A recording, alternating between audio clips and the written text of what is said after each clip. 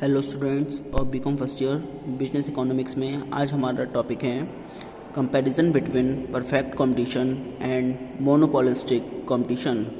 पूर्ण प्रतियोगिता एवं एकाधिकृत प्रतियोगिता की तुलना।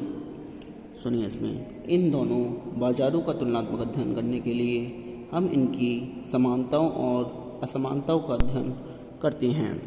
यानी पहले आती है सिमिलरिटीज़, समानताएं। इसमें सुनिए, पूर्ण प्रतियोगिता एवं एकाधिकृत प्रतियोगिता के बीच निम्नलिखित समानताएं पाई जाती हैं। नंबर 1, इक्विलिब्रियम ऑफ फर्म का संतुलन। इसमें सुनिए, दोनों ही बाजार स्थितियों में किसी फर्म का संतुलन उस बिंदु पर स्थापित होता है जहां सीमांत आगम MR और सीमांत व्यय MC समान हों। यह दशा फर्म के सामान्य संतुलन की दशा है।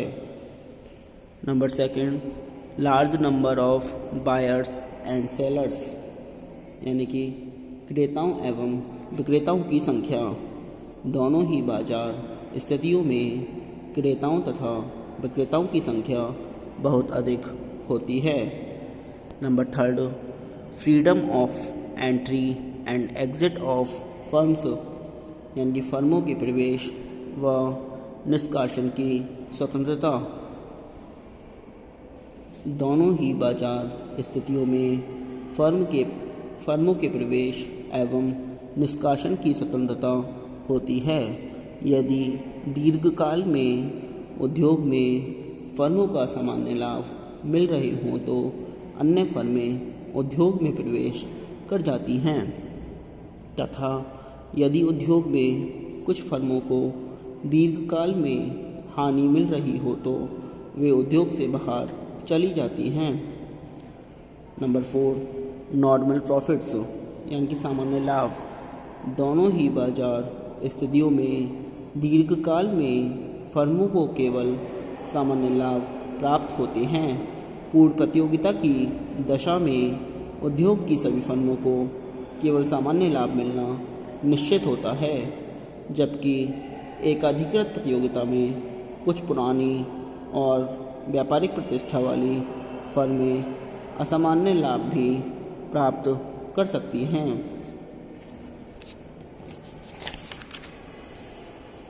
अब आती हैं डिससिमिलरिटीज़ यानी कि असमानताएं।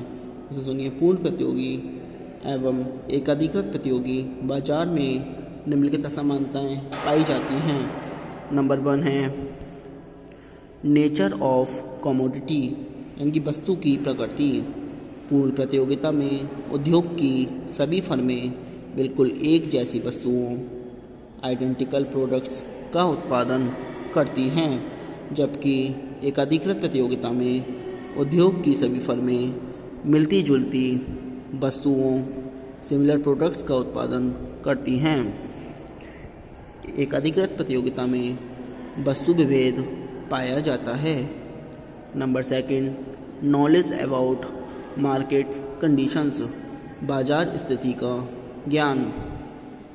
पूर्ण प्रतियोगी बाजार में क्रेताओं तथा विक्रेताओं दोनों को ही बाजार स्थिति का पूर्ण ज्ञान होता है, किंतु एकाधिकृत प्रतियोगिता में क्रेताओं तथा विक्रेताओं को बाजार स्थिति का पूर्ण ज्ञान नहीं होता। Number 3, mobility of factors of production, साधनों की गतिशीलता। पूर्ण प्रतियोगिता में उत्पादन साधनों की गतिशीलता पूर्ण होती है, परंतु एकाधिकृत प्रतियोगिता में साधनों की गतिशीलता अपूर्ण होती है। उदाहरण के लिए श्रम की गतिशीलता एवं प्रतियोगी बाजार में केवल मजदूरी दर पर निर्भर मानी गई है, जबकि वास्तविकता यह है कि श्रम की गतिशीलता को मजदूरी के अलावा अन्य अनेक तत्व प्रभावित करते हैं। Number 4, price of the commodity, वस्तु कीमत। पूर्ण प्रतियोगिता के अंतर्गत प्रत्येक फर्म को उद्योग द्वारा निर्धारित वस्तु की कीमत को स्वीकार करना पड़ता है। इसी कारण संपूर्ण बाजार में वस्तु की केवल एक कीमत प्रचलित होती है और फर्म को कीमत ग्रहण करने वाला प्राइस टेकर कहा जाता है। एक अधिकृत प्रतियोगिता में प्रत्येक फर्म को कुछ अंश तक एकाधिकार प्राप्त होता है। अतः एक अधिकृत प्रतियोगिता में फर्म कुछ अंश तक वस्तु की कीमत को प्रभावित कर सकती है। इसी कारण उसे कीमत निर्धारक प्राइस मेकर कहा जाता है। नंबर 5, रिवेन्यू कर्व्स, आय वक्र। पूर्ण प्रतियोगिता में संपूर्ण उद्योग में वस्तु की केवल एक ही कीमत प्रचलित होती है।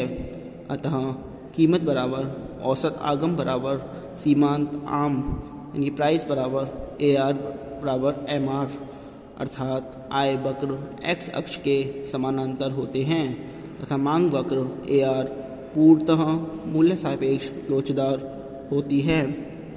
एक अधिकृत प्रतियोगिता में वस्तु विभेद अवश्य होता है, चाहे यह किसी भी अंश का हो। फर्म का औसत आय वक्र AR बाएं से दाएं नीचे गिरता है, परंतु इसकी मूल्य सापेक्षता लोच बहुत अधिक होती है।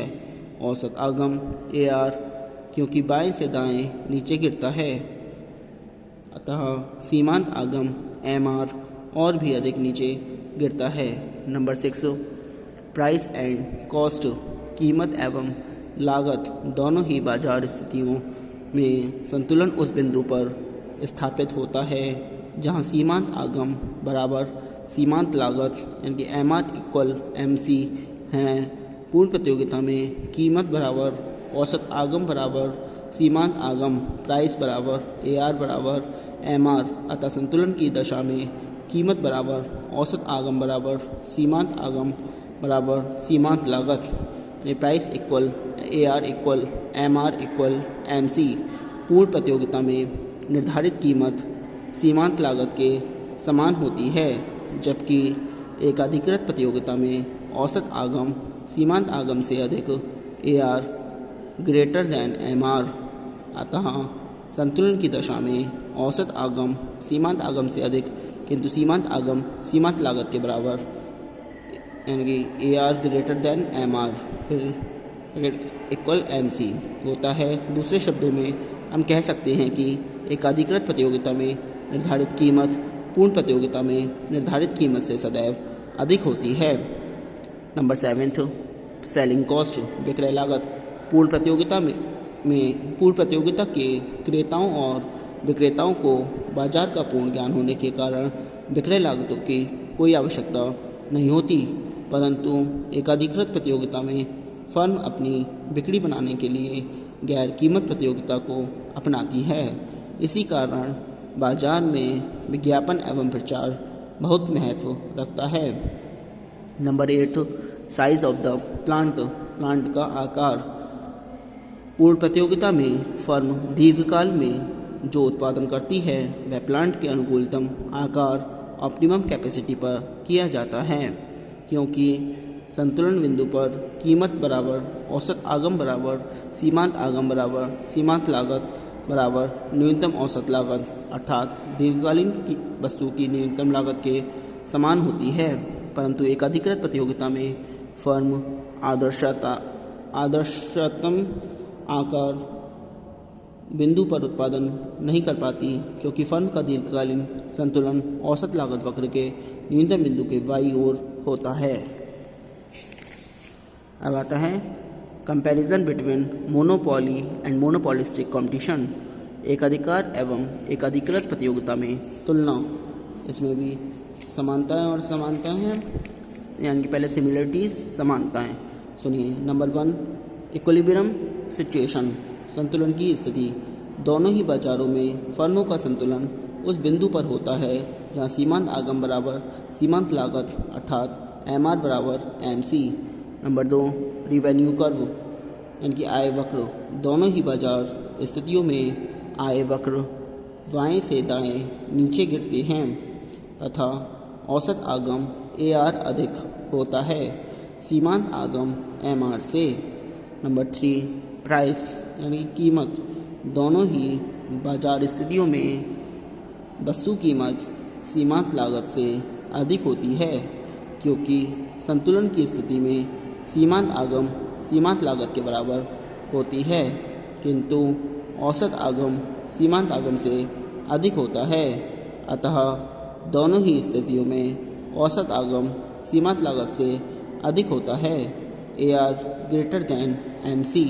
नंबर 4, सेल्फ प्राइस डिटर्मिनेशन, कीमत का स्वयं निर्धारण।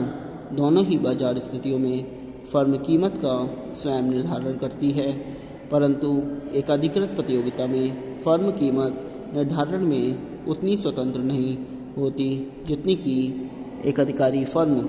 Number 5, size of the plant, यानी प्लांट का आकार। दोनों ही बाजार स्थितियों में फर्म का दीर्घकालीन संतुलन औसत लागत वक्र के न्यूनतम बिंदु के बाईं ओर होता है, अतः उत्पादन आदर्शात्मक बिंदु तक नहीं होता।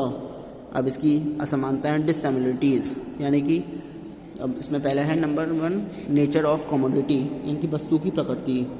तो एकाधिकार में एक ही वस्तु होती है तथा शुद्ध एकाधिकार की दशा में वस्तु के निकट स्थानापन्न नहीं पाए जाते, जबकि एकाधिकृत प्रतियोगिता में समूह की सभी फर्में अलग अलग किंतु निकट स्थानापन्न वस्तुओं का उत्पादन करती हैं। नंबर 2 इंडस्ट्री एंड फर्म, यानी कि उद्योग एवं फर्म। एक अधिकार में उद्योग और फर्म में कोई भेद नहीं होता, क्योंकि उद्योग में केवल एक ही फर्म होती है। एक अधिकृत प्रतियोगिता में उद्योग को समूह का नाम दिया गया जिसमें कई फर्में होती हैं। दूसरे शब्दों में इस बाजार संरचना में क्रेता और विक्रेता बड़ी संख्या में पाए जाते हैं। नंबर 3 रिवेन्यू कर्व, यानी कि आय वक्र। एक अधिकार में वस्तु के निकट स्थानापन्न उपलब्ध होने से फर्म का मांग वक्र AR कम लोचदार होता है, परंतु मांग की लोच इकाई से अधिक होती है। एक अधिकृत प्रतियोगिता में वस्तु के निकट स्थानापन्न उपलब्ध होने के कारण फर्म का मांग वक्र अपेक्षाकृत अधिक लोचदार होता है, परंतु पूर्ण प्रतियोगिता की भांति पूर्णतः लोचदार नहीं होता। Number 4 entry and exit of firms, फर्मों का प्रवेश एवं निष्कासन। एक अधिकार में नई फर्में उद्योगों में प्रवेश नहीं कर सकती, क्योंकि उद्योग में केवल मात्र एक फर्म होती है। एक अधिकृत प्रतियोगिता में उद्योग नई फर्में उद्योग छोड़ सकती हैं। नंबर 5 सेलिंग कॉस्ट, विक्रय लागत। एक अधिकार में केवल सूचनात्मक विज्ञापन ही किए जाते हैं, प्रतियोगी विज्ञापन नहीं। इसमें प्रतियोगी विज्ञापन का बहुत अधिक महत्व है। नंबर 6 प्राइस एंड प्रॉफिट, कीमत एवं लाभ। इसमें दीर्घकाल में फर्म को असामान्य लाभ प्राप्त होते हैं, जबकि एक अधिकृत प्रतियोगिता में उद्योग की सभी फर्में दीर्घकाल में केवल सामान्य लाभ ही प्राप्त करती हैं। प्राइस नंबर 7 प्राइस डिस्क्रिमिनेशन, यानी कीमत विभेद। एक अधिकार में उत्पादक अपने लाभ को अधिकतम करने के लिए कीमत विभेद नीति को भी अपना सकता है, जबकि एक अधिकृत प्रतियोगिता में फर्म एक ही वस्तु को की अलग अलग क्रेताओं से भिन्न भिन्न कीमत नहीं ले सकती। आज के लिए इतना ही। Thank you very much.